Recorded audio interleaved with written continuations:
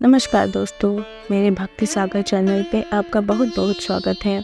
आज हम छठ व्रत की कथा के बारे में जानेंगे। छठ व्रत का पर्व 3 दिन का होता है। यह सबसे खास होता है क्योंकि इस दिन महिलाएं 36 घंटों का निर्जला व्रत शुरू करती हैं। पहले संध्या में डूबते सूर्य को अर्घ्य दिया जाता है तो अगले दिन उगते सूर्य की पूजा होती है। छठ पर्व मुख्य रूप से बिहार, झारखंड और पूर्व उत्तर प्रदेश में मनाया जाता है। इस पर्व को डाला छठ, सूर्य षष्ठी और छठ पूजा आदि नामों से भी जाना जाता है।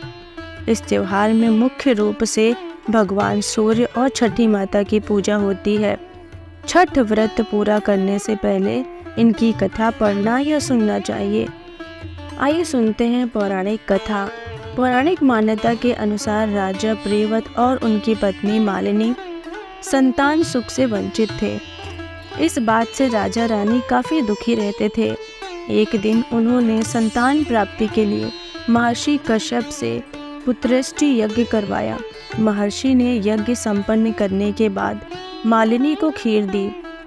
खीर का सेवन करने के बाद मालिनी गर्भवती हो गई और 9 महीने बाद उसे एक पुत्र की प्राप्ति हुई, लेकिन दुर्भाग्य से उसका पुत्र मृत पैदा हुआ। यह देखकर राजा रानी बहुत दुखी हुए और निराश होकर राजा ने आत्महत्या करने का मन बना लिया। परंतु जैसे ही राजा आत्महत्या करने लगे तब उनके सामने भगवान की मानस पुत्री देवसेना प्रकट हुई और उन्होंने कहा कि मैं षष्ठी देवी हूँ और मैं लोगों को पुत्र सुख प्रदान करती हूँ। जो व्यक्ति सच्चे मन से मेरी पूजा करते हैं उसकी मैं सभी मनोकामना पूर्ण करती हूँ। यदि राजन तुम मेरी विधि विधान से पूजा करोगे तो मैं तुम्हें पुत्र रत्न प्राप्ति का वरदान दूंगी।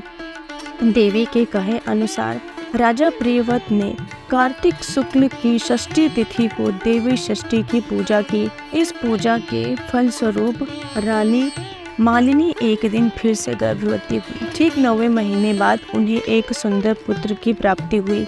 कहते हैं तभी से छठ पर्व मनाया जाने लगा। इस पर्व से जुड़ी एक और कथा है जिसके अनुसार महाभारत काल में जब जुए में पांडव अपना सारा राजपाट हार गए थे तब द्रौपदी ने छठ व्रत रखा था। द्रौपदी के व्रत से प्रसन्न होकर षष्ठी देवी ने पांडवों को उनका राज्यपाट वापस दिला दिया था। वहीं एक अन्य पौराणिक कथा के मुताबिक महाभारत काल में सूर्य पुत्र कर्ण ने सबसे पहले सूर्य देव की पूजा की थी और कहा जाता है कि घंटों पानी में खड़े होकर कर्ण सूर्य देव को अर्घ्य देते थे।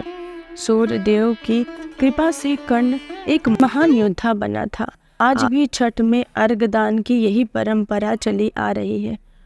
तो मेरे प्रिय दोस्तों, अब मुझे बताइए कि आपको ये कहानी कैसी लगी। मेरे चैनल को लाइक और सब्सक्राइब कर लीजिएगा।